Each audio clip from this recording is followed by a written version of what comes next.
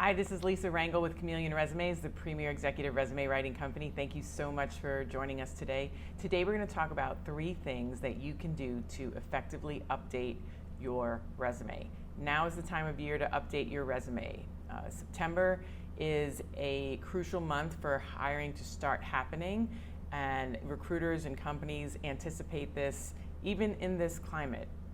You know, we're moving into a different time of year, and we're under some unprecedented circumstances, obviously, around the globe, and it's prudent to be ready for the season, as well as with the current economic and healthcare situation that we're all facing. So let's update the resume, and these are 3 steps that you can take that will make effectively updating your resume easy. So the first is to update the headline title that is underneath your name and contact information. Make sure you have a title, and if you do have a title, then make sure you update it to reflect the job that you are going for next. You know, if you updated your resume a year ago, 2 years ago, you were in a different place a year or 2 years ago, and you're most likely not going for the same type of job now. So make sure that you update that title to reflect the now new targeted job title that you're going for. The second thing that you can do to update your resume effectively is to make sure the core competency section that is underneath that title reflects what's going on in that title.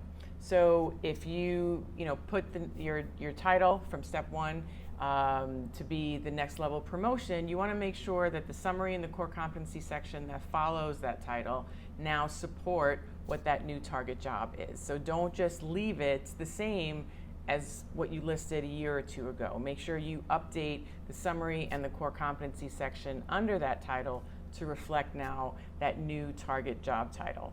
And the third thing that you should do to effectively update your resume is to put in your current job.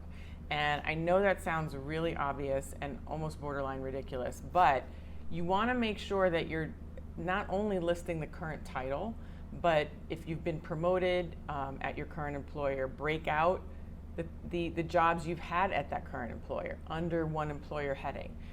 If you have a new job, make sure that you cull the information that's already on your resume to make room for the new job, and then go back and make sure all of the older information is culled appropriately to support now the new job title. So everything that you're listing in your update efforts needs to be targeting the new job title. So any new information you're putting in, any edited information that you're whittling down, and any information that you're removing should all support the new job title that you're going for, which is what we list in step 1. So these are 3 steps that you can do to update your resume, so this way you're ready for the next hiring season.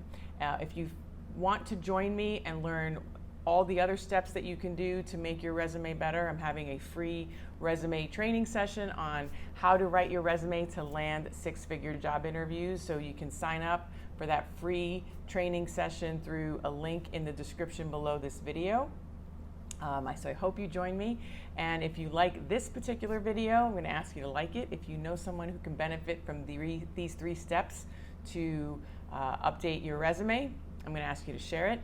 And if you have any questions or comments, feel free to email me at lr@chameleonresumes.com or leave a comment underneath this video. I read and reply to every email and every comment. And don't forget to subscribe to the Chameleon Resumes video channel, so this way you don't miss next week's video. So thank you so much for joining me. I do hope you join us for the free resume training session, and most importantly, have a great day.